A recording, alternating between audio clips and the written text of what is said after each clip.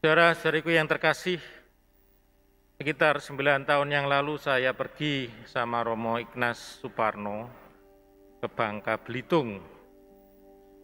Lalu kami sewa mobil beserta sopirnya.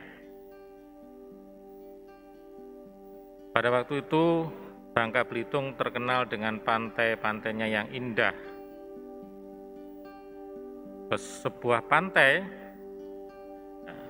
sopir ini parkir mobilnya dan ditinggal begitu saja. Kuncinya masih tertancap di mobil. Lalu ketika jalan-jalan di pantai juga ada ketemu beberapa sepeda motor yang diparkir dan kuncinya tertancap di sepeda motor itu. Saya lalu tanya, ini tidak takut hilang? Karena kalau pengalaman waktu itu di Surabaya banyak pencurian sepeda motor. Bahkan di ruang tamu sudah dikunci, dicuri. Ini jelas-jelas gampang mencurinya. Orang tinggal nyalakan, bawa lari aja. Ini sopirnya menjawab, ya untuk saat ini masih lumayan di daerah ini.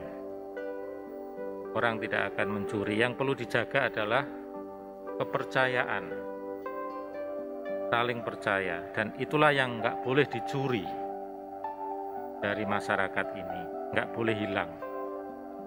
Kalau kepercayaan sudah hilang, ya orang akan saling curiga dan tidak akan berani membiarkan kendaraan ya dengan kunci tertancap di kendaraan tersebut. Kalau hari ini Tuhan Yesus memberi perumpamaan tentang pencuri, kita harus waspada supaya pencuri tidak datang. Salah satu renungan saya adalah apa yang dicuri dari hidup kita. Tentu Yesus tidak bicara tentang sepeda motor. Masa kalau kita mati, sepeda motormu dicuri, kamu masuk neraka. Tentu Yesus tidak bicara soal berangkas, soal mobil, soal rumah, soal perhiasan. Tetapi apa yang sebenarnya bisa dicuri dari hidup kita? Kalau Yesus berbicara, dia tidak bicara tentang material. Itu kan hanya perumpamaan. Tetapi kalau kita renungkan dari seluruh pewartaan Yesus, bahwa kita ini sudah diberi harta kerajaan surga. Harta kerajaan surga itu diberikan berkat pengorbanan Yesus. Ya. Berkat pengorbanan Yesus di salib. Yesus mewariskan harta kerajaan surga. Apa itu?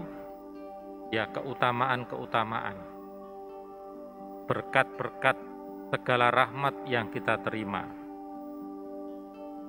Roh Kudus, itu harta yang terbesar yang diberikan Tuhan kepada kita.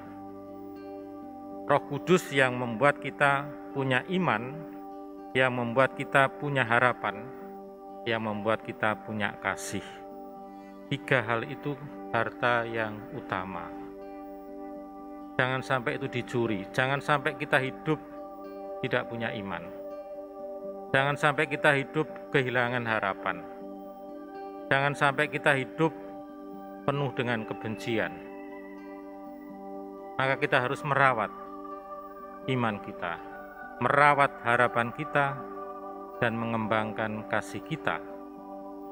Sehingga ketika kita menghadap Tuhan, itulah nanti yang akan dievaluasi. Bukan sepeda motor kita, bukan mobil, bukan gelang, kalung. Tuhan Yesus nggak akan tanya gelangmu mana. Tuhan Yesus akan bertanya, hidupmu mencintai enggak? Hidupmu penuh kebencian, hidupmu penuh dengki, atau hidupmu penuh kasih? Dan kalau kita membuktikan dengan hidup kita bahwa kita penuh dengan kasih, maka kita mengembangkan harta kerajaan surga yang telah diberikan Tuhan kepada kita. Amin.